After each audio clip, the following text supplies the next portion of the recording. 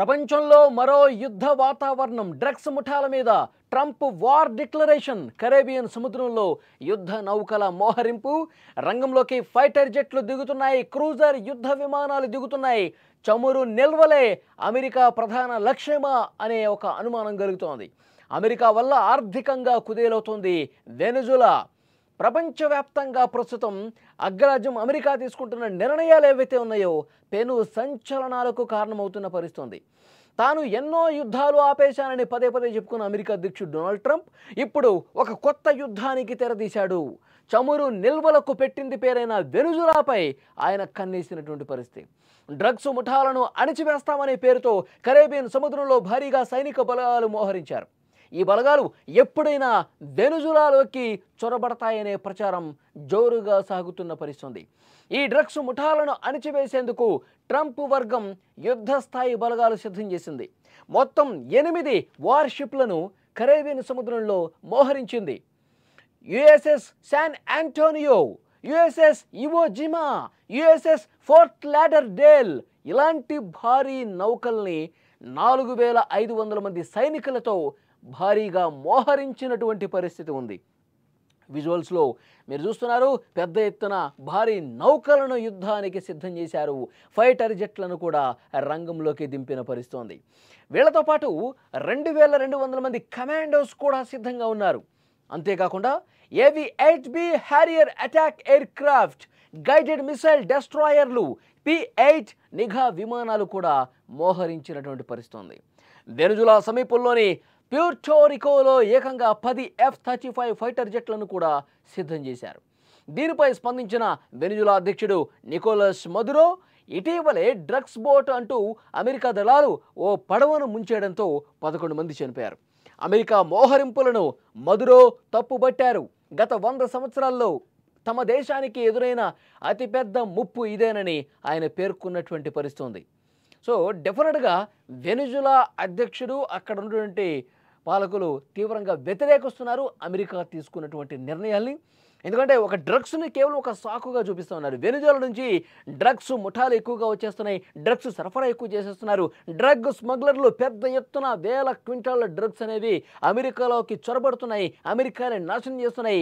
దాన్ని తుదముట్టించాలంటే, ఈ డ్రగ్స్ ఏమీ కూడా ఇటువైపు రాకుండా ఉండాలంటే వెనెజులా మీద సైనిక చర్యే కరెక్ట్ అంటూ డొనాల్డ్ ట్రంప్ ఏదైతే నిర్ణయం తీసుకున్నారో ఒక్కసారిగా అందరూ షాక్ అయిన పరిస్థితి. వెనెజులా మీద అమెరికా యుద్ధం చేస్తుంది అన్న వార్త బయటకు వచ్చిన తర్వాత అందరూ కూడా షాక్ అయిపోయిన పరిస్థితి. అయితే అంతర్జాతీయ పరిశీలకులు, మేధావులు చెబుతున్నది వేరేలా ఉంది. ట్రంప్ ఆలోచన విధానం వేరేలా ఉంది. ఇది కేవలం డ్రగ్స్ మాటన చేస్తున్నటువంటి యుద్ధం కాదు.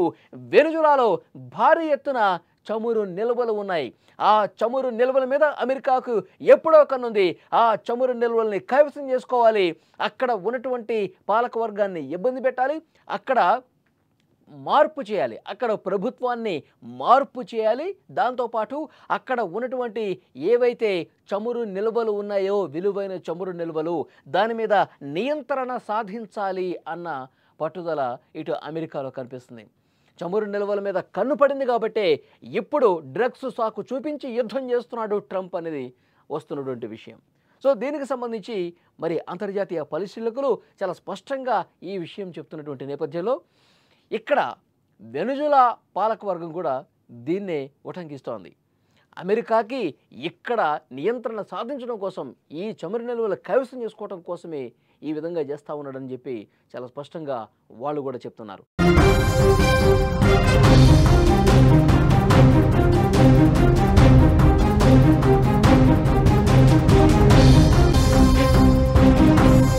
పేరుతో ఇంత భారీ సైనిక మోహరింపు అవసరమా అన్నది చాలా కీలకమైనటువంటి ప్రశ్న కనిపిస్తోంది. వెనెజులాలో చమురు నిల్వలు ఉన్నాయి. ప్రపంచవ్యాప్తంగా ఉన్న చమురు నిల్వల్లో దాదాపు 17% ఈ దేశంలో ఉన్నాయన్నమాట. సౌదీ కంటే ఇక్కడే ఎక్కువ చమురు నిల్వలు ఉన్నాయి. ట్రంప్ తన అధ్యక్ష పదవి చేపట్టినప్పుడు వెనెజులా చమురు నిల్వలను అమెరికా స్వాధీనం చేసుకోవాలని బహిరంగంగానే వ్యాఖ్యానించిన పరిస్థితుంది. ఆ దేశం మనకు చాలా దగ్గరగా ఉంది, వాళ్ళ వద్ద భారీగా చమురు నిల్వలు ఉన్నాయని గతంలోనే చెప్పాడు. అయితే అప్పట్లో కొందరు మంత్రులు ట్రంప్ ఆలోచన వ్యతిరేకించడంతో సైనిక చర్యకు వెనకాడిన పరిస్థితి. ఇప్పుడు పరిస్థితులు మళ్ళీ మొదటికి వచ్చాయని విశ్లేషకులు చెబుతున్నటువంటి పరిస్థితి ఉంది. ఇక అమెరికాతో పోలిస్తే వెనుజులా సైన్యం చాలా చిన్నది. వెనుజులా సైన్యంలో కేవలం 1,23,000 మంది సైనికులు ఉన్నారు. దీనికి తోడు 8,000 మంది రిజర్విస్టులు ఉన్నారు. మదురో తాజా ప్రకటన ప్రకారం 80 లక్షల మంది పౌర సైన్యం సిద్ధంగా ఉన్నారని పేర్కొన్నారు. అయితే ఇది సాధ్యమయ్యే విషయం కాదని నిపుణులు అభిప్రాయపడుతున్నారు. మరోవైపు అమెరికా దగ్గర దాదాపుగా 13,000 యుద్ధ విమానాలు ఉన్నాయి. వెనుజులా దగ్గర 229 యుద్ధ విమానాలు మాత్రమే ఉన్నాయి.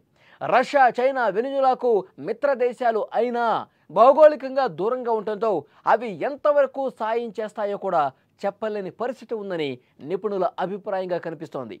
మొత్తానికి ఇదంతా చూస్తుంటే ప్రపంచ దేశాలతో స్నేహపూర్వకంగా ఉండటానికి ప్రయత్నిస్తున్నట్లు కనిపించే అమెరికా ఇప్పుడు వెనుజులా విషయంలో అసలు వ్యూహాన్ని బయటపెట్టింది.